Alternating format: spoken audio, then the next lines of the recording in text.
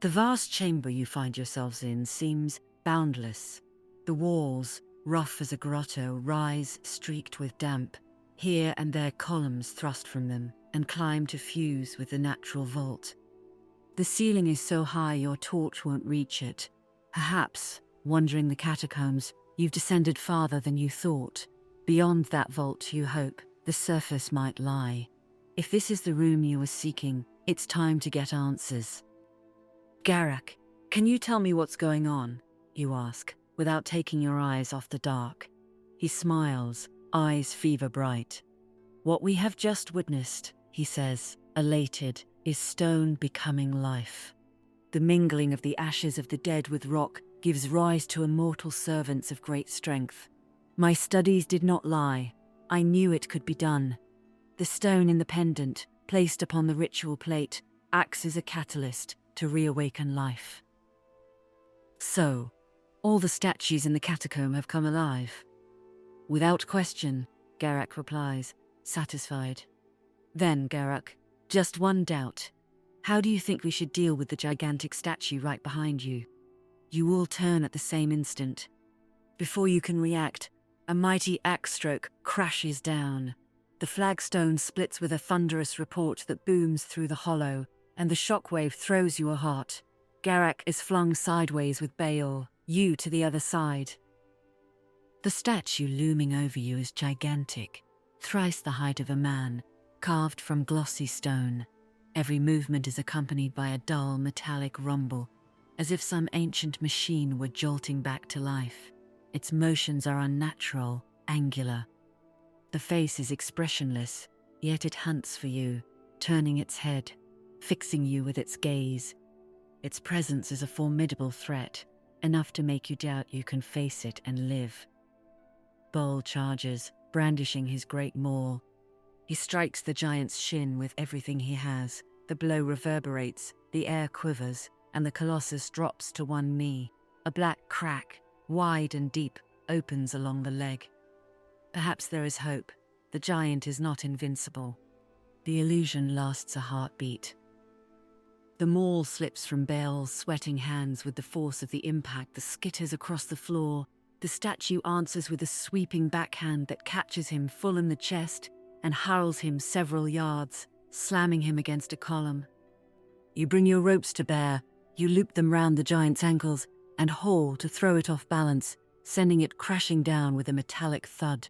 Then with a roll you spring onto it, race up its back and slash at the neck. Probing for the joint, your new blade is unnaturally sharp and you marvel that it holds. But the neck is as thick as a tree trunk, the steel won't bite deep enough. You cling by a thread while the statue bucks with terrifying force, groping blindly behind its back to seize you. Using a nearby pillar, you run a rope around the column and cinch it tight. You manage to chain the giant's arm, then wind the rope around its neck. The column creaks, holds, then vibrates under the creature's furious lunges. It won't last long. If it gives, you'll have nothing left to play. Suddenly, a sliver of hope. Baal's maul is no longer on the floor. The warrior has staggered upright, face streaked with blood and dust. He snatches up his weapon and, teeth clenched, hurls himself back into the attack. The neck, you shout, hauling on the rope to bear the joint. Hit the neck, take its head off. Bo shoots you a look, gathers himself, and lifts the maul over his head. His roar booms through the cavern. The blow that falls is even heavier than the first. The maul hammers the skull joint with a dry, cavernous crack. The floor trembles.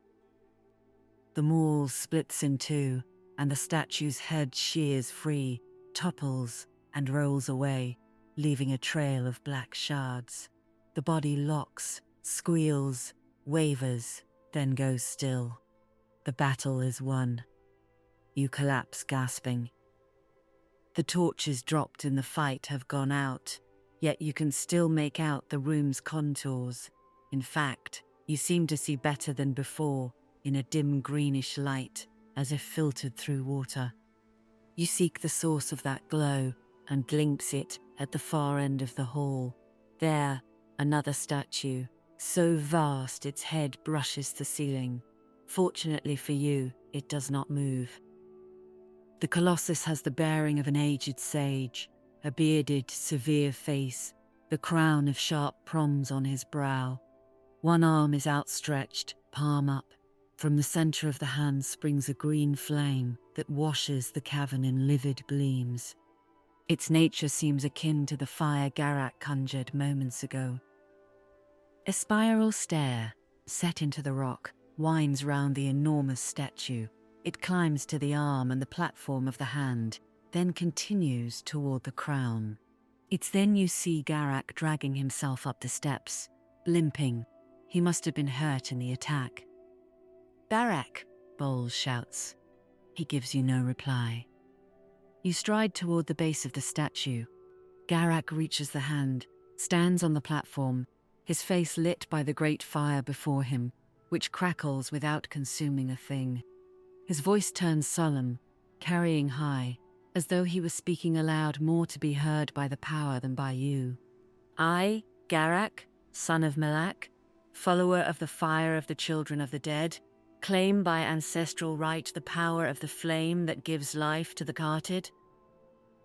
The room shudders, a tremor short yet deep. Stone and dust break from the ceiling. Garak presses on, feverish. "I claim the power of the dead, and to win it I bring you a sacrifice. 2 mighty warriors who have just stopped your stone garden. Take them, and make of them better servants still." From the flame a brilliance spills, creeping along Garak's arms, as if the fire were drawing him in.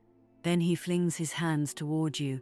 Tongues of green fire lance out, ripping across the space and gouging deep black furrows.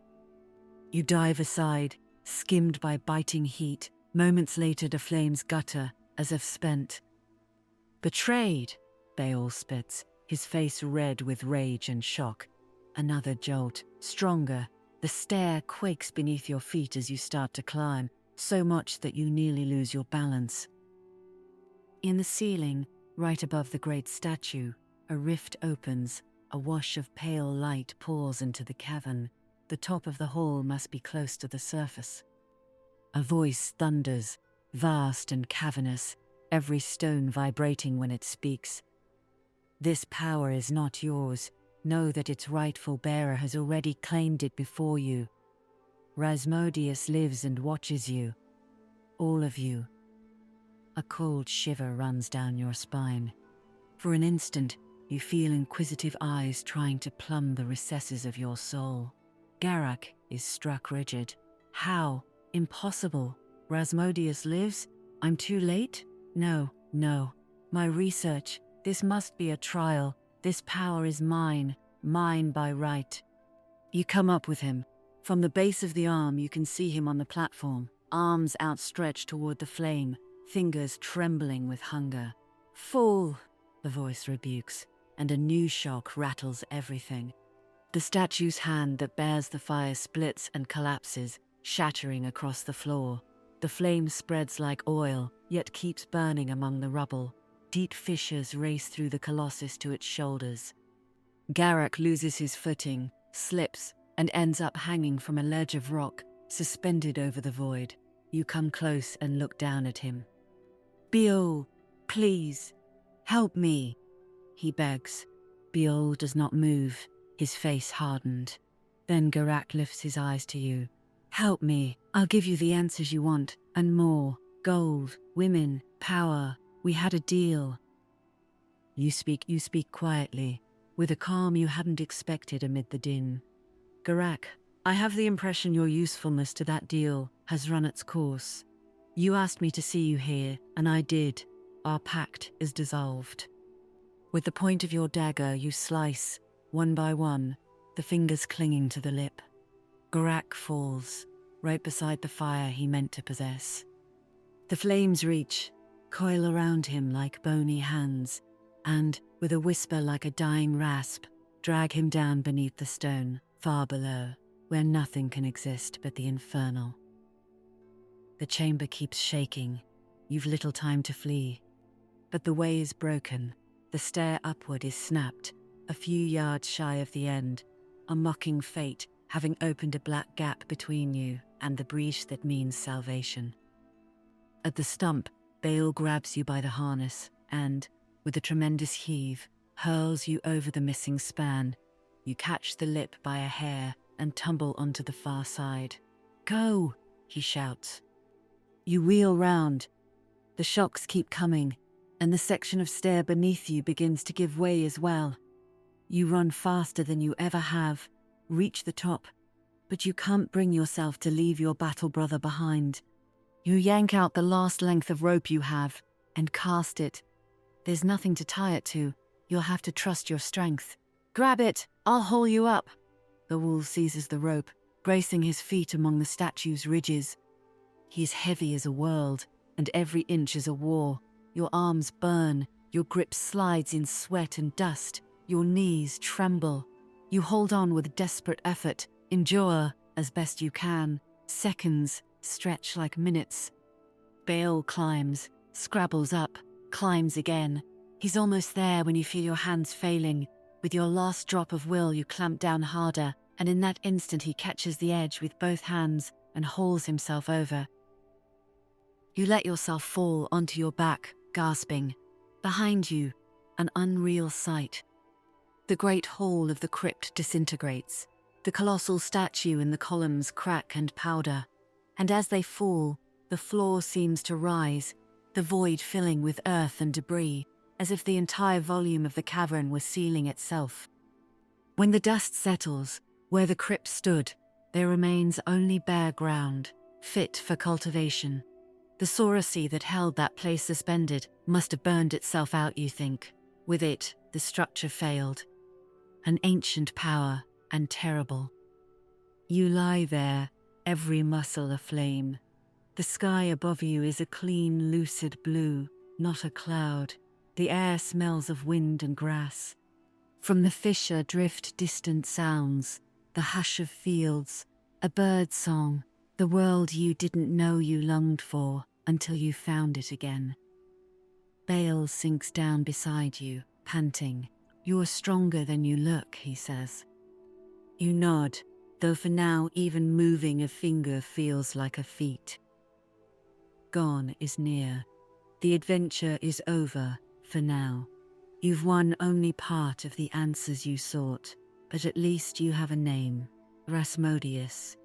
You can tie him to the pendant, and so to the disappearance of the one who was meant to await you in the city.